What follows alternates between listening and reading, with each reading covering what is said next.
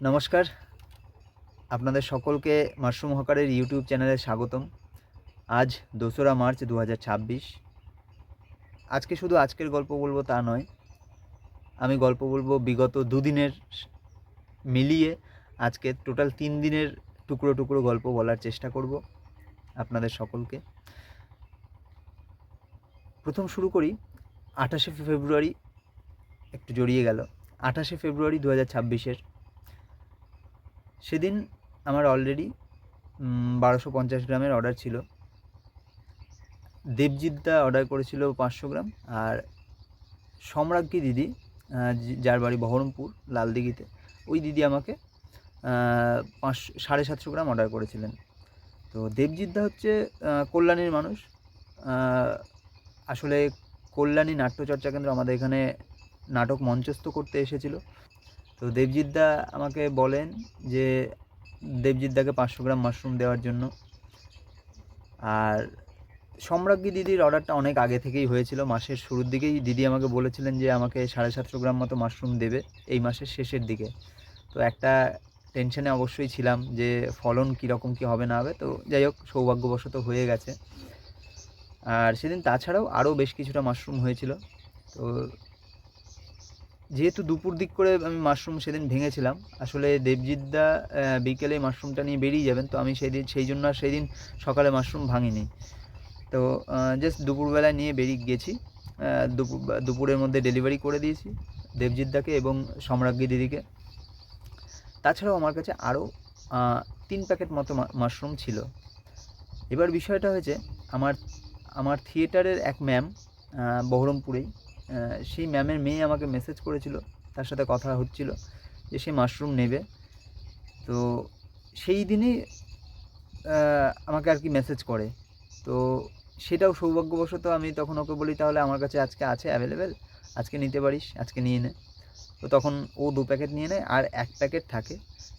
সেই একটা প্যাকেট আমি যখন রবীন্দ্র সদনে দেবজিৎদাকে মাশরুম ডেলিভারি করতে যাই, তখনই আমি যেই থিয়েটার দলে আর কি আমার থিয়েটার জীবন শুরু করি, সেই থিয়েটার দলের গার্জিয়ান বর্তমান মোহিতদা আমার কাছ থেকে একটা প্যাকেট মাশরুম নেন। তো সেদিন এই টুকরো গল্প শেষ হলো। তারপর গতকালও তাই, কল্যাণী নাট্যচর্চা কেন্দ্রের এক সদস্য, আমার এক দিদি, সৌমি ভট্টাচার্য দিদি আমাকে বলেছিলেন যে 1 কেজি মাশরুম নেবে। তো আমার কাছে কালকে কী হয়েছিল যে মাশরুমের ফলনটা একটু কম মনে হয়েছিল, যে আদৌ হবে কি হবে না, ওই হলেও 1 থেকে 1.5 কেজি হবে ম্যাক্স টু ম্যাক্স। আমি ভাবলাম যে ঠিক আছে, চলো তাহলে আজকেও দুপুর নাগাদ ভাঙবো, দিয়ে গিয়ে ডেলিভারি করে দেবো। কিন্তু বিপত্তিটা ঘটলো তখন, যখন আমি দুপুরে মাশরুম ভাঙলাম, দেখছি প্রায় 3 কেজি, মানে ওই 2.5 কেজি মতো মাশরুম হয়ে গেছে। কি করব? হয় না যে একটা কিছু না কিছু ঘটনা ঘটেই যায়। তো সেরকমই কিছুদিন আগে আপনাদের বলেছিলাম যে আমি আমার দাদু বাড়ি গেছিলাম কিছুদিন আগে। তো সেই দাদুর ছেলে কাকা কালকে আমাদের বাড়িতে এসেছিলেন, এবং সেই কাকাকে আমি 2 প্যাকেট মাশরুম দিলাম, কারণ মানে তাদের ভালো লেগেছিল। তো আমি যেতে পারিনি, তো দেখলাম যে কাকা যখন এসছে, কাকাকে 500 গ্রাম মাশরুম দিয়ে দিলাম। আর বাদবাকি যেটুকু ছিল নিয়ে আমি বহরমপুর চলে গেলাম। বহরমপুর গিয়ে সৌমিদিকে তো 1 কেজি যেটা অর্ডার ছিল সেটা ডেলিভারি করলাম। আরও বাদবাকি আমার কাছে 1 কেজি মাশরুম থাকলো, এবং তখন বিকেল হয়ে গেছে প্রায়। এবার বিকেলে আমি কোথায় ডেলিভারি করব? অনেক কটা, মানে যারা আর কি নেয় আমার কাছ থেকে মাশরুম, যেই মানুষগুলো নেন আমার কাছ থেকে মাশরুম, তাদের বাড়ি গেলাম, কিন্তু অনেকেই নিলেন না। এবার বিকেলবেলায় মাশরুম কোথায় বিক্রি করব, কি বিক্রি করব? ২-৫০০ হয়, ঠিক আছে, 1 কেজি অতটা মাশরুম কোথায় বিক্রি করব? এটা একটা টেনশন। তো যাই হোক, অনেকক্ষণ ঘোরার পর জাস্ট কিছুদিন আগে এক দিদি আমার কাছ থেকে মাশরুম নিয়েছিলেন, সেই দিদি 1 প্যাকেট নিলেন। তারপরে ওখান থেকে চলে গেলাম আরেক দিদির কাছে, উনিও আমার কাছ থেকে প্রথমবারের জন্য মাশরুম নিয়েছিলেন। কালকে আবার গেলাম, তখন উনি বললেন যে না, আজকে নিতে পারবো না। আমি বললাম আচ্ছা ঠিক আছে। তো সেখান থেকে বেরিয়ে গেলাম।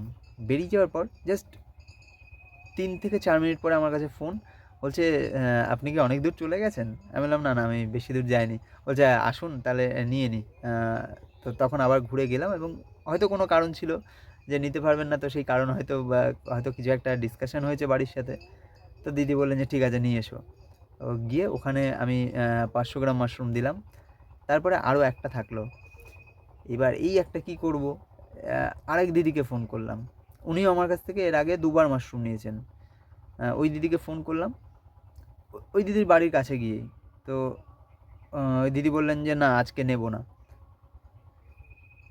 অদ্ভুতভাবে ওই দিদির বাড়ির ওইখান থেকেও বেরিয়ে গেলাম, জাস্ট 2 মিনিট পরে দিদি আমাকে ফোন করছেন যে নিয়েই চলে আসো, আমি রেখে দিই, 2 দিন পরে নয় ফ্রিজে রেখে খাবো। তো এই আর কি। এবং যখন আমি দিদির বাড়িতে যাই তখন দিদি বলেন যে একটাই রয়েছে। আমি তো আরেকজনকে ডাকলাম, তো সে নিতে আসছে। আমি বললাম যে না দিদি আজকে তো আর কিছু করতে পারবো না, আজকে আপনিই রাখুন, আমি পরের দিন আবার আসবো, তখন বেশি করে নিয়ে আসবো, তখন আবার ডেলিভারি করবো। বললো ঠিক আছে। তারপর বাড়ি চলে এলাম।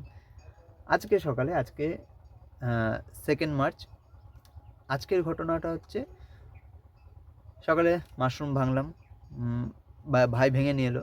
ভাই ভেঙে নিয়ে আসার পর ওই যে হয় না যে কম মানে কাজ থাকলে একটু আলসেমি লাগে, তো বিগত কয়েকদিন ধরে তো আমার চলছেই, একটু আলসেমি কাজ করছে। কি বলবো যে কাজের প্রেশারটা যেহেতু কম রয়েছে, মনে হচ্ছে না একটু মানে কি টাইম নিয়ে করি। তো সেই করতে গিয়ে সকাল 7টার সময় যেখানে ঘুম থেকে উঠেছি, শুয়েছিলাম আরও 1 ঘন্টা। তারপর উঠে সেগুলোকে ফ্রেশ করলাম, ফ্রেশ করে ওই 1-1.5 কেজি মতো ছিল, সেগুলোকে ফ্রেশ করে নিয়ে বেরোলাম। প্রথমে আমার শহরেই গেলাম, শহরে গিয়ে ঘুরলাম। অনেকক্ষণ ঘোরার পর একটা ফ্যামিলি আছে, ওই ফ্যামিলির থেকে আমার কাছ থেকে প্রায়শই মাশরুম নেন, তো ওনারা 1 প্যাকেট নিলেন। তারপর ওখান থেকে চলে গেলাম, ঘুরলাম। আজকে একজন নতুন মানুষ 2য় প্যাকেটটা নিলেন, উনি একটা নিলেন। তারপর ওখান থেকে আবার অনেকক্ষণ ঘুরলাম। ঘোরার পর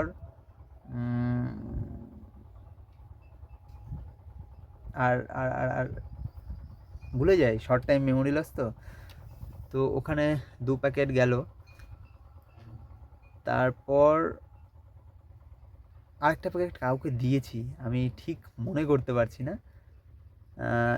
এর মাঝেই 3 নম্বর প্যাকেটটা, 4 নম্বর প্যাকেটটা দিলাম একজন দাদাকে। তো সেই দাদা অলরেডি বাটন মাশরুম কিনে নিয়ে চলে এসেছিলেন। নিয়ে আসার পরে বলছে যে আমি জাস্ট সকালেই আজকে ভাবছিলাম মাশরুমের কথা, তোমার নাম্বারটা নেই। তো দাদা আমার কাছ থেকে নাম্বার নিলেন এবং বললেন যে আজকে আর তাহলে কী করি, মানে একটা দোটানায় পড়ে গেছেন দাদা। তো যাই হোক, উনি আমার কাছ থেকে নিলেন একটা মাশরুম, একটা প্যাকেট, বেশ। তারপরে আর একটা প্যাকেট ছিল, সেটা নিয়ে আমার এক বন্ধু বলেছিল যে সে নেবে, তো তার কাছে গেলাম। তো সে বলছে যে না কালকেই তো আবার দোল পড়ে যাচ্ছে, তো আজকে আর মাশরুমটা নেব না, তুই দেখ যদি অন্য কোথাও বিক্রি হয়। আমি বললাম ঠিক আছে, কোনো অসুবিধা নেই। তো দোকানের কাছেই এক দিদি আমার কাছ থেকে মাশরুম নেন, একজন নয়, ইনফ্যাক্ট ওই পাড়াতে অনেকেই আমার কাছ থেকে মাশরুম নেন। তো ওখানে গেলাম এবং রিসেন্টলি একদিন ওই পাড়াতে গিয়েছিলাম। তো এক দিদি আমাকে বলছিলেন যে সোমবার হলে তুমি এসো। তো আজকে দেখলাম সোমবারও রয়েছে, আমি গেলাম। তো মানে একবারে সামনাসামনি 2টো বাড়ি রয়েছে, 2জন দিদি আছেন। তো ওই দিদি বললেন যে ঠিক আছে দাও। তো তখনই আবার ওই সামনের বাড়ির দিদি বেরিয়ে এসছেন। তো তখন ওই দিদি বললেন যে না ওনাকেই তাহলে দিয়ে দাও, তুমি পরে আবার আমার জন্য নিয়ে এসো। তো এই মোটামুটি আজকে মানে এই বিগত 3 দিন, আজকে নিয়ে 3 দিনের মাশরুম বিক্রির গল্প। আপনারা জানাবেন যে কেমন লাগলো। আরেকটা জিনিস কি, এই যে কালকের যে বিষয়টা বললাম 1st মার্চের, সেটা কি হয়েছিল যে একটা জিনিস মাথার মধ্যে ঘুরছিল, যদি একবার ফোকাস করে নেওয়া যায় না নিজের কাজের প্রতি, মানে কোনো কিছু আটকে থাকে না। তো কালকে ঠিক আমার এটাই হয়েছিল যে আমি মনেই করেছিলাম যে হ্যাঁ বিক্রি করে তবেই যাব, এরকম একটা যে যেভাবেই হোক বিক্রি করব, ওখানে না হোক অন্য কোনো কী বলবো যে ট্রিক্স ব্যবহার করে অন্য কোনোভাবে বিক্রি করব। তো এই একটা মানে এগুলো তো চলতেই থাকে, যে হয় না যে একটা পথ যদি বন্ধ থাকে আমাদেরকে রিরুট করে নিতে হয়, যে একটা রাস্তা দিয়ে যাচ্ছি, সেই রাস্তায় কাজ হচ্ছে, আমাদেরকে অন্য পথে ঘুরে যেতে হয়। তো সেই রকমই একটা কালকে মাথার মধ্যে কিছু কাজ করছিল যে আজকে এই মাশরুমগুলো যদি ঘুরে ঘুরে বিক্রি না হয়, দেখি তাহলে হয় পোস্ট করব, কিংবা আরও যারা নেয় তাদেরকে একবার রিচ করব, তাদেরকে ফোন করব যাদের নাম্বার রয়েছে, কিংবা সোশ্যাল মিডিয়া আছে সেইখানে একবার পোস্ট করব, দেখি কী হয়। তো যাই হোক, সৌভাগ্যবশত বিক্রি হয়ে গেছে। তো এটাই যে একবার যদি নিজের মানে স্থির হয়ে যাওয়া যায় যে আমি এটা করব এবং এটা হবে। ওই শাহরুখ খানের একটা কথা আছে যে अगर तुम सच्चे दिल से चाहो तो पूरा कायनात लग जाती है उसे पूरा करने के लिए। তো ওই রকমই কিছু একটা ঘটনা। তো এইটা এই জিনিসগুলোই কোথাও গিয়ে কালকে কাজ করছিল, এই আর কি। তো সবাইকে এটুকুই রিকোয়েস্ট যে ভিডিওগুলো ভালো লাগলে লাইক, কমেন্ট, শেয়ার, সাবস্ক্রাইব করে একটু সাপোর্ট করবেন। তাহলে আরও মানে মনের আনন্দটা যখন আরও বেড়ে যায় আপনাদের এই